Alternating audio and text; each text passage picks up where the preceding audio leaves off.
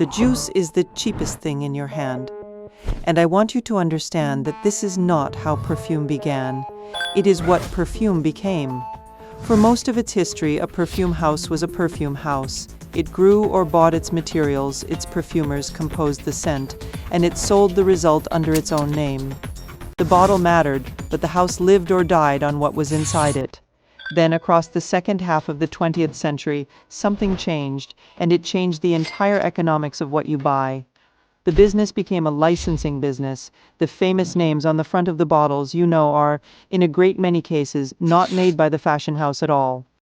The fashion house licenses its name to one of a small number of enormous fragrance and cosmetics conglomerates, and those conglomerates make the perfume, design the bottle, run the advertising, and pay the fashion house a royalty on every unit sold.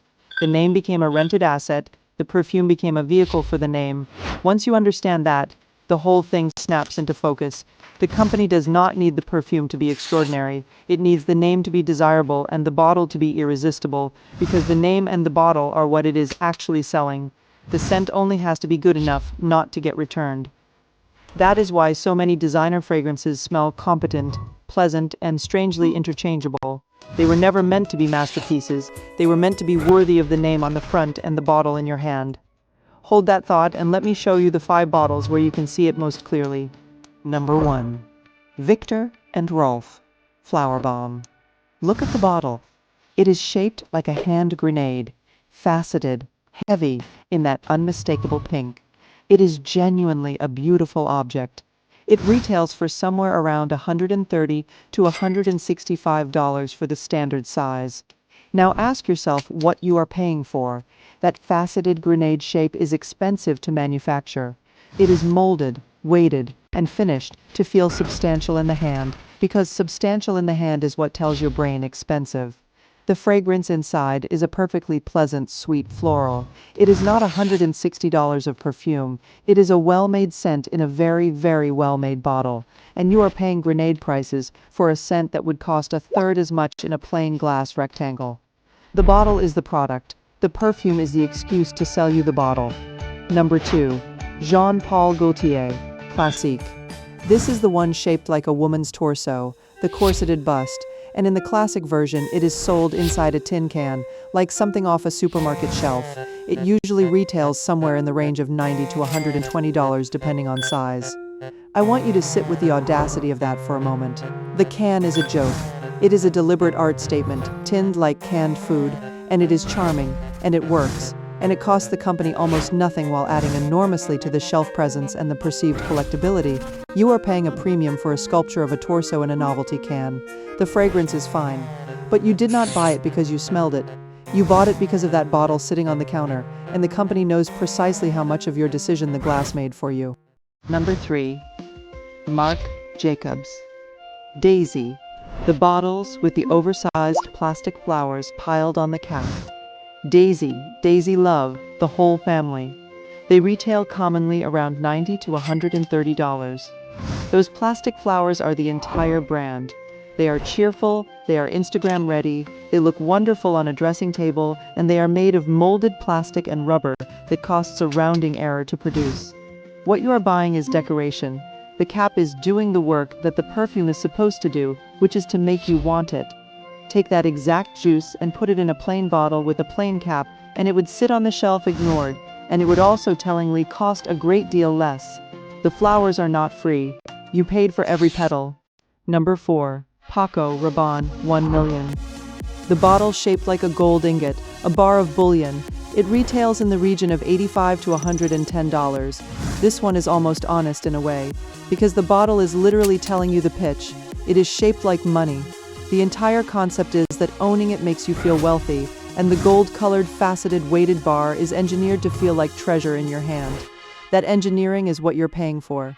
The scent is a competent, sweet, spicy fragrance that exists in a dozen cheaper forms, but none of them come shaped like a gold bar, and the gold bar is the reason it sells by the millions. You are buying the feeling of holding gold. The perfume is along for the ride. Number 5. And this is the one that proves my entire point, because the brand itself accidentally shows you the trick. Thierry Mugler Angel, the blue star-shaped bottle, It retails in the standard non-refillable size, somewhere around $100 to $160 depending on where you buy it. It is a striking, sharp-edged star, expensive to make, iconic on a shelf. But here's what Mugler also does, and I want you to really hear this. Mugler sells refills. You can take your empty star bottle to a source of the refill, or buy a plain refill bottle and pour the exact same fragrance back into it, and the refill costs dramatically less per milliliter than buying a fresh star. Same juice, same perfume, molecule for molecule. The only thing you're not paying for the second time is the star. That gap between the price of the full star and the price of the plain refill of the identical liquid is the clearest number in this entire industry for what the bottle actually costs you. The company has quietly told you the answer. The perfume was never the expensive part, so now you know the tell. When a fragrance is famous for its bottle, when you could describe the bottle to a stranger and they would know it, you are almost certainly paying a bottle tax, and the juice inside is a fraction of the price. Now let me do the part the fragrance counter never will, which is tell you what to actually do about it. First, buy refills wherever the brand offers them, exactly as I described with Mugler. More houses offer refillable formats than women realize, precisely because they are quiet about it. The refill is the same perfume without the bottle tax, and it is sitting right there. Second, learn the word decant. A decant is a small amount of a genuine, authentic fragrance, poured from a large bottle into a plain travel atomizer and sold by the milliliter. There are established sellers who do nothing else. You get the real perfume, the actual branded juice, with none of the grenade, the torso, the flowers, or the gold bar, and you pay a small fraction of the counter price. It is the single best way to wear expensive perfume without paying the packaging. Third, and this is the one that will save you the most over a lifetime. Understand that in the fragrance world, an ornate bottle and a great scent are not correlated, and are sometimes inversely correlated. Some of the most respected fragrances made, the ones with genuinely beautiful, complex, long-lasting compositions, come in deliberately plain bottles, because the house is spending its money on the oil instead of the glass. A plain bottle can be a signal that you are paying for what is inside it. The grenade is a signal that you are paying for what is outside it. Fourth, pay attention to the concentration, not the bottle, because this is where the industry hides real value and real cheapness in plain sight. The words on the bottle mean something specific. Eau de toilette is a lower concentration of oil. Eau de parfum is higher. Parfum, or extrait, is higher still.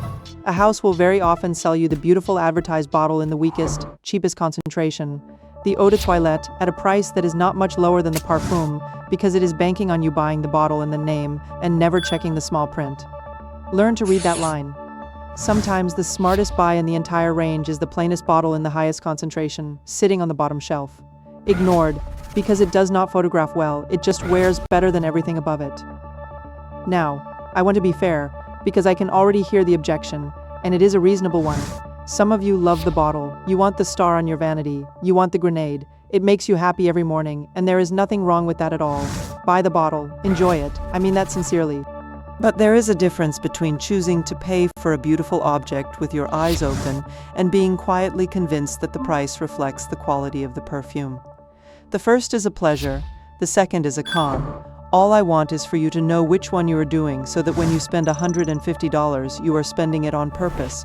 Because here is the thesis, and it is the thing I most want you to take from this. The fragrance industry figured out, decades ago, that it is far easier to sell a woman a feeling than a smell.